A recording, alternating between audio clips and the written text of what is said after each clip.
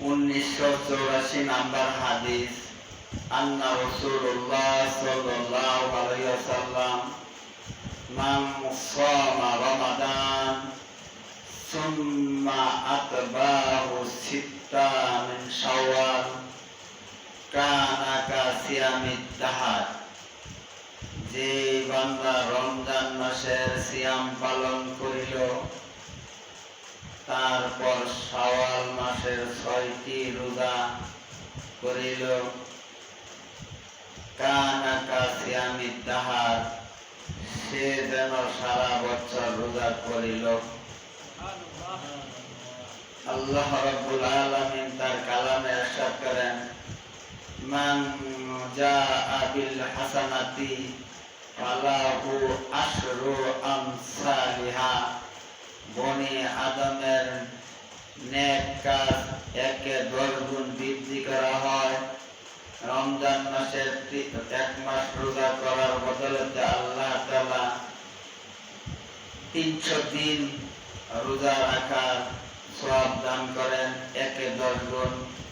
আর শাওয়াল মাসের 6টি রোজা করার বদলে একে 60টি রোজা করার সওয়াব দান করেন।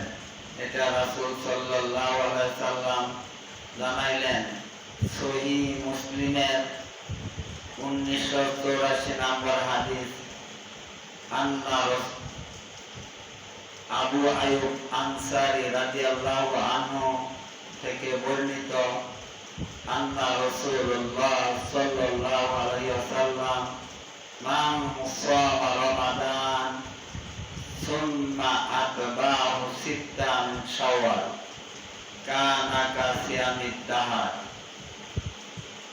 আমরা হাদিস শোনার পর সকলেই মানার জন্য নিয়ত করব, চেষ্টা করব। বাকিটা আল্লাহ তাআলার ইচ্ছা। যদি আল্লাহ আপনাদেরকে শরীর সুস্থতা রাখে, তাহলে সকলেই করার নিয়ত করবেন। আল্লাহ যেন করার তৌফিক দান করে। সকলে বলি আমিন। আমাদের অসুস্থর কারণে যদি রমজানের রোজা কারো ভাঙ্গা থাকে, অনেক মেয়ে মানুষের রোজা 5-7টা 3টা ভাঙতে হয়, সেই ভাঙ্গা রোজাটি আগে করার চেষ্টা করবেন। এটাই হলো উত্তম। আগে রমজানের ভাঙ্গা ফরজ সিয়ামগুলা পালন করার পর শাওয়ালের 6টি সিয়াম পালন করার চেষ্টা করবেন। এতে আল্লাহ তাআলা আপনাকে কি দিবেন? সারা বছর রোজা করার সওয়াব দিবেন। বলি সুবহানাল্লাহ। আল্লাহ তাআলা আমাদেরকে কবুল করুক। সকলে বলি আমিন। আজকে আপনাদের সামনে আলোচনা করব